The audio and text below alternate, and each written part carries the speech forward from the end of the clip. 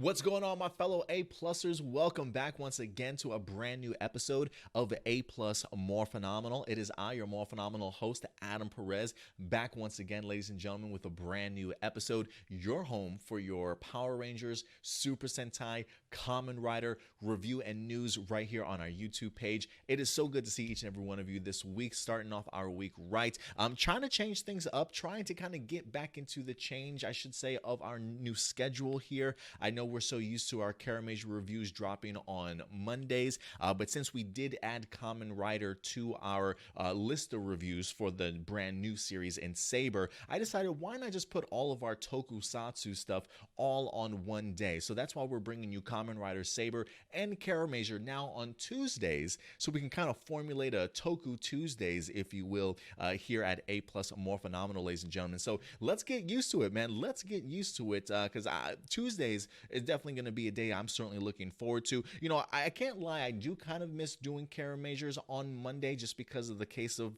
the Mondays sometimes. You know, I usually like to try and at least start off the week right for you guys with a brand new episode. But listen, if we get the opportunity to watch Kiramager, say on Monday, that should relieve some of the stresses of the beginning of the week, at least until we can get into Tuesday here for our Toku Tuesday reviews, because we're going to be getting into Kiramager episode number 24 for you guys today, ladies and gentlemen. And what's odd about this week's episode, this is the second week in a row that we've had music sort of at, I don't want to say at the forefront of the episode, because last week it wasn't really at the forefront. If anything, it was just kind of something that was added towards the very end with Mabushina's song. But 2 days in a row of music, or 2 weeks in a row of music, and I gotta say, at least for this particular episode, I actually didn't mind it so much. It actually wasn't really cringeworthy to me, to be honest with you. And I'm wondering if that's because I kind of expected it to certainly happen, right? Like, not that I saw the preview jumping into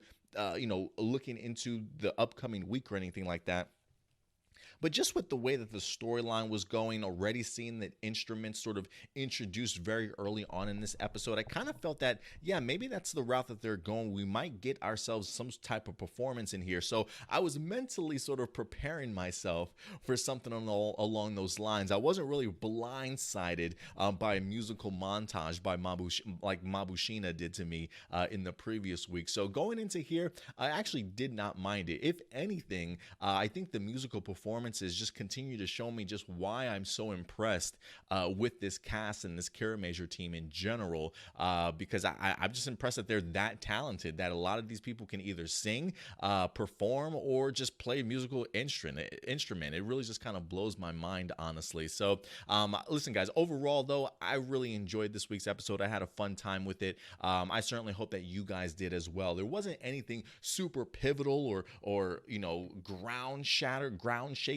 if you will, going into this episode or finishing it off when it comes to revelations or big storyline points or things like that. But as far as like just focusing on the characters, us finally getting ourselves a Sayo-centric episode, I'm always about it. I'm always about it whenever we get an opportunity to learn a little bit more about Sayo, just because I don't feel as though I don't want to say she hasn't been utilized well enough, but I just haven't seen a lot of centric episodes for her, to say the least. So anytime she gets some time to shine, I'm definitely going to be there for it. So guys, just remember, before we get into this, as always, these are just our A-plus opinions. We always definitely want to know yours. So whether or not you're watching this during our live premiere or you're watching it after we've dropped this video, definitely go ahead and let me know your thoughts in the chat or the comment section box below, ladies and gentlemen. And of course, also, before we even get into the review, if you want to go ahead and follow us on social media, you can definitely do so right here at A-Plus Opinions. We're on Facebook, Twitter,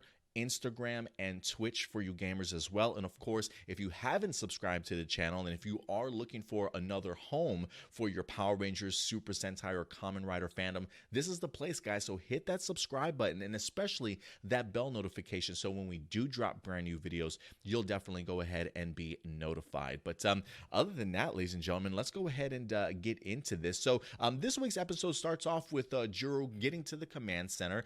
He quickly comes to find out that Sayo isn't around, that because of the fact that he wind up bringing his guitar to the command center, I believe he's practicing for an upcoming festival, it does bring up the idea of what's going on with Sayo. The idea that Sayo is practicing with her band because she's trying to convince, she's trying to do something nice, if you will, for one of her patients to try and convince him to have his surgery. I guess this young kid in, what was his name again? Yukaya? Yukaya, pretty sensitive kid, a little bit down in the dumps, kind of fearful of having to do a surgery, right? He's kind of using music as sort of his getaway, if you will, but you can clearly tell he's, I don't want to say ashamed of it, but clearly doesn't think that he's as good as other people think that he is, right? So when he does get discovered that he's doing music, he becomes kind of shy, puts the guitar away, says that music sucks and whatever the case may be.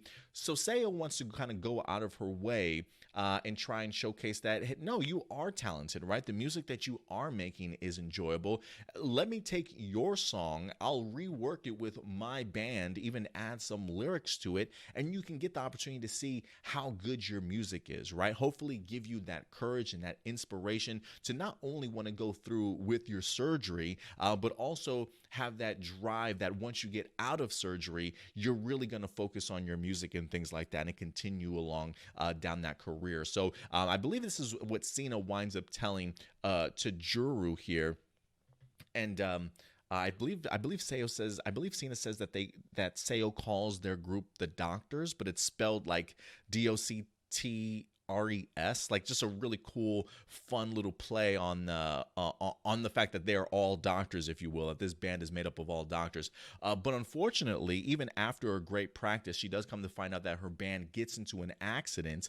Once there's a brand new Marskman on the loose, if you will, I believe it's the speaker Marsks that winds up causing most of the damage. That's just literally blaring out just terrible music. And unfortunately for her fellow doctors who were driving, they wind up getting distracted, getting into a car crash, injuring themselves, and unfortunately they can't necessarily perform the upcoming song that they have. So leave it up to Juru, who's always really great at still coming through for his comrades, right? Making sure that everybody gets what they certainly need. He's the one that winds up really throwing everybody's name into the let's make a band, if you will, right? Like this reminded me of like a Puff Daddy show. Wasn't it Making the Band or whatever television show, like contestant show that was.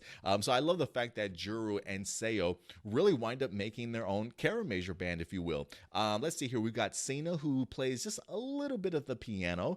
We've got Shiguru, who plays the bass. I mean, look, I feel like in order to play the bass, you gotta be just that smooth criminal guy. You know what I'm saying? Like that laid back, cool guy. My stepdad is a bass player. Boom, boom, boom, boom, boom, boom, boom. Like, I'm sorry. For some reason, doing this, I just all of a sudden got like Paul Rudd in my head, slapping the bass. Bling, bling, bling, bling, bling, bling. I don't know why. I don't know why it just popped up in my head. But considering just how cool Shiguru is, it definitely makes sense that he would certainly be the bass player. We've got Juru, who's playing the guitar. Tomo, who, while he doesn't play guitar, he doesn't play an instrument, he's a singer, which I had no idea he had a voice for it. And of course, the person that just impressed me the most, because I think I'm in love with the drums in general, is Sayo. Again, not only are all these people just perfect at the jobs that they do on this show, but they also play instruments and they also sound great when all together also. So I thought it was great. You know, if anything, just watching the show, it definitely made me feel like they're legit playing these instruments, like they're legit playing this song together. Maybe I'm wrong. I don't know. I don't know if they were just sitting there pretending over the music or whatever the case may be, but it seemed pretty legit to me. I mean, the fact that they also at the end of this episode had like a mini performance of the full song, if you will, that kind of tells me if they're going out of their way to film them doing this, that's probably them. So Tomo singing, like I didn't even know he had a voice capable of singing that well. I really loved the song, to be honest with you. And it even got me asking myself as to whether or not this song is on the Kiramager a soundtrack that they wind up coming out with a few months back. So For me, I thought it was really cool to kind of see everybody coming together to really make a band of themselves, if you will. And one of my favorite scenes in here is just seeing how serious Sayo winds up taking her practice and the idea of working seriously, right? Like after you told everybody that this is supposed to be fun, just seeing her kind of going around to everybody and their reactions when she kind of starts scolding them, right? Like she goes over to Cena and she's like, no fun and games until like after we've practiced, right? And Cena's like, oh, okay, because Cena does the great job of always looking scared or kind of like going into hiding, if you will. I love the fact that Sayo literally walks up to Shiguru and just yokes him up by his collar, like it just gives him that serious look, and Shiguru looks over at her as like he's so scared to even make eye contact with her. Like just the little things that these cast members and things like that do with one another, it just shows me just how great of a chemistry that they really have, and just their comedic timing. Especially for me, Shiguru. I think Shiguru is probably, I feel like he's probably a pretty underrated character, just with some of the nuances, just some of the small, subtle things that this guy does with his performances, whether it's the overreactions, the facial expressions, whatever the case may be, his timing. I think Shiguru is definitely very much an underrated character for many, but I really love just seeing the practice and just getting to see that other side of Sayo, right? Like even though we know that she's bubbly and just the cutest thing, and talk about the idea of somebody, a doctor that has great bedside manner, right? Like Sayo is all that and more. So to kind of see that she can get on your ass if she absolutely needs to, I thought that was just great in regards to developing her character a little bit more. She's definitely sweet, but she certainly has no problem being a hard ass on you when she certainly needs to. So I thought that was pretty neat. So there we go. We've got the Kiramagers creating a band. We've got ourselves a speaker marksman who's now out there right now, kind of trashing the town, if you will. He really has the ability to heighten the sound of noise that's kind of coming through his speaker. He has an antenna on the top of his head that's actually channeling the music all the way over from Jotunheim, who we come to find out that it's actually, at first I thought it was the Marsk creature that was actually blowing out the music, right? Like I thought he was the one producing the sounds himself, but he's just really utilized as a speaker. The people creating the music is none other than Tarantula, and then of course we've got Rockstar Garza, who comes out of nowhere with his heavy metal guitar, and just kind of comes out there and uses his calimentality, if you will, and just starts going to town on his guitar and just creating a ton more music, even more powerful music, because of the fact that he's using his calimentality, if you will. So I thought that was pretty neat also. But one thing that I did learn from this episode that I did not realize before, this comes from Tarantula letting us know that his music masks can possess and assimilate humans. I guess really the idea of the notion of how powerful music is, right? People tend to talk about how music moves them, right? Or can affect sort of their emotions and things like that. So it definitely does make sense to me. And I love the fact that they gave us a brief flashback so we can see like a previous music mask and how they were actually able to possess and assimilate a human. And I think this was from the crazy psycho chick that absolutely loved like Shiguru. I think she was like the crazy fan, if you will.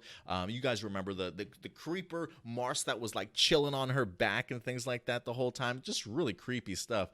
So it does go to show you here that Tarantula, at least when it comes to her creatures, anytime she uses a music masks, it does have the potential of possessing somebody, or at least assimilating them. It uses Ukiah perfectly in here because of the fact that he did have a ton of negative energy about going through with the surgery, his music and things like that. So the speaker masks really just kind of gravitated towards that kid until the Kiramagers wind up actually saving him and the entire city. And this really kind of comes from Moryu's mind, if you will, right? The idea of juxtaposing that terrible music from Jotunheim with being able to create his own a particular transmitter that the Kiramagers utilize to kind of drown out the Jotunheim music. And by doing that, the Kiramager band comes together and actually performs the song and winds up breaking everybody sort of from this marksman's spell, if you will. So I thought it was pretty cool. Again, this musical performance just did not bother me at all. I was actually having a really fun time. I watched the episode twice, honestly, and I actually sat through the performance at the end twice. So I definitely knew I was really enjoying this, to be quite honest with you. But and of course, by the end of this episode, we see that Yukai Asise's music is pretty good. Getting the opportunity to actually hear it for himself. And again, Sayo not only put the band together, utilized her drum skills, but she's also the one that did the lyrics for the song also, if I'm not mistaken. Talk about talented. Hey, if Sayo ever loses her career as a surgeon, she could probably jump into the music career if she honestly wanted to. A couple of quick honorable mentions. This first honorable mention, I don't know if anybody's even going to really get it, but it's something that jumped out at me.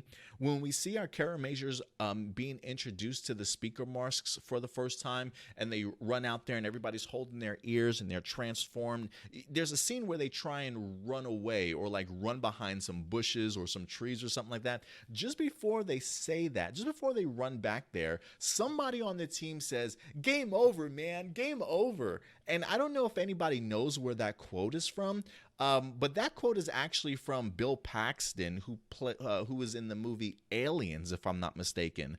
I don't know if you guys have ever seen the second Aliens movie, but he's in there. One of the famous lines out of that movie is "Game over, man, game over," because he just knows that aliens are gonna kill him. It's just like, what's the point in fighting, right? Like we're all doomed, if you will.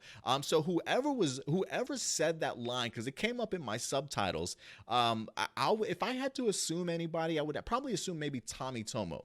And the only reason why I say that is because of the fact that it says "game over." They're probably maybe making a reference to the idea of like a video game. So that's probably where I think it's coming from Tommy Tomo. Now, I don't know if they just utilized that line because it would fit for Tommy Tomo only, and they had no idea that it was a connection to aliens. But the way that they said, like, he didn't just say, "Oh man, this is game over." No, he said, "Game over, man, game over." And that's exactly how it was said over in the movie's Alien. So I don't know, I'm assuming somebody over in Japan took some inspiration from that movie, or at least that line. I would love if somebody else picked that up or not, but maybe that's just the movie aficionado in me, if you will. But I definitely picked up on that line and a nod to aliens. Now, whether or not it was meant to be towards as a nod to aliens or just a line they threw out there, I have no idea. But there is a coincidence. I don't think it's a coincidence. But second honorable mention. Listen, I've been pretty impressed with Zabyun, the newest mecha that we've been introduced to. Some really great combinations that I've seen put together with Zabyun, all the way up to the King Express Zabyun and things like that. The utilization as a spear, though, I don't really know how I'm feeling about that. Not necessarily that I don't like the idea. Like, the attacks, perfect, look great, right? The idea of them just stabbing their Jotunheim monster, whatever the case may be.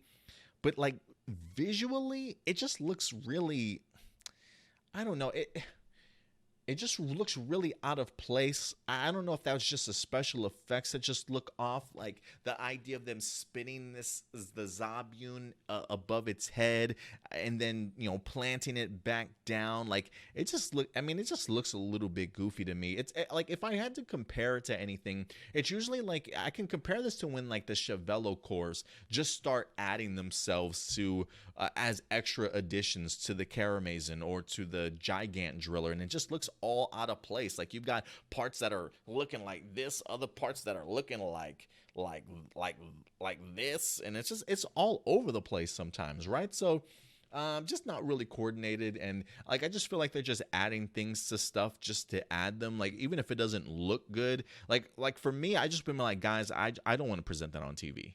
Like, it just looks really goofy and looks really cheesy at times. I like the power set that it winds up giving the Kiramager. But visually, just not that stunning. Just looks really disjointed to me. But maybe that's just me. I'm not quite sure. But overall, guys, listen, a pretty simple episode. A pretty easygoing one that I certainly enjoyed. I don't think it was the greatest episode by any stretch of the imagination, but another solid one. And listen, the one thing that I will say about this is that while every episode of Kiramager isn't necessarily monumental and doesn't necessarily mean so much to the overall arching story, I am surprised that even these lesser episodes, if you will, how I feel like the majority of them have really been rather solid. Like, I can honestly think of maybe 2 episodes in this entire season that I've just really just thrown out and are like wanting to do nothing to do with it. Whereas the other episodes, even if they aren't that impactful, they certainly are really enjoyable just based off of the stories that they're able to tell, the character development, getting to learn a little bit more about how some of our Kiramagers handle themselves, the lessons that they're learning, because you can see just the team camaraderie being built up throughout this entire season. Like,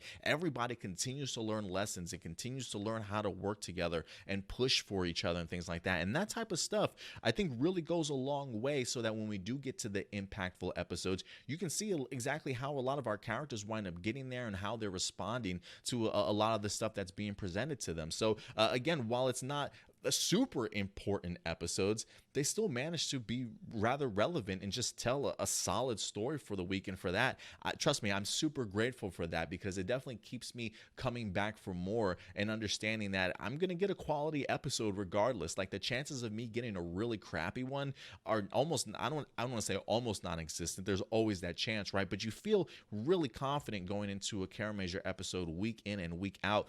So I'm really thankful that this season is held up and has been as solid as it certainly has all season long. So it does look as though next week, just from the preview, we're going to be getting into some, I don't want to say super deep stuff, but it seems as though we may be having ourselves another mech introduced, or at least maybe another storyline like that's worth 1 or 2, maybe 3 lengths to kind of get us something great here. So we'll see what happens. We'll see what happens here in the next coming weeks, but we're definitely at that halfway point for the season, and I've definitely been pleased. But guys, listen, let me know. Again, at the end of the day, these are just my A+ opinions. I want to know yours, though. What did you guys think about episode number 24? Did you love the music? Did you love the Sayo character?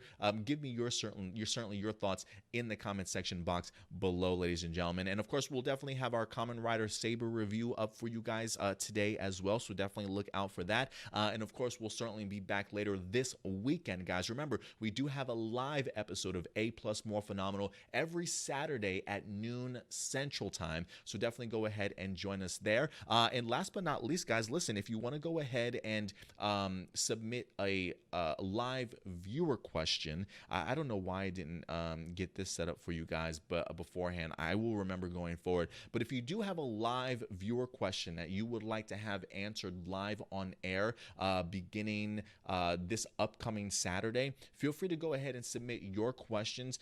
Email us, if you will, at aplusmorphinominal@gmail.com. That's right, guys. Just spelt just like here. aplusmorphinominal. Well, it's not the actual plus sign. APLUS morphinominal@gmail.com. Feel free to submit your questions in throughout the week. If any brand new information or news drops that you want to inquire about, go ahead and shoot them over, and we'll definitely go ahead and focus on your questions towards the end of our episode of A+ Morphinominal. Again, Saturday live at noon Central Time, so certainly join us there, guys. So subscribe, hit that bell notification, and follow us on social media at A+ Opinions. And until next time, guys, that will certainly do it for us here. So in the meantime, do me a big favor. Take care of yourselves, take care of each other, and of course, keep it A+. We'll talk to you later. Kirame change!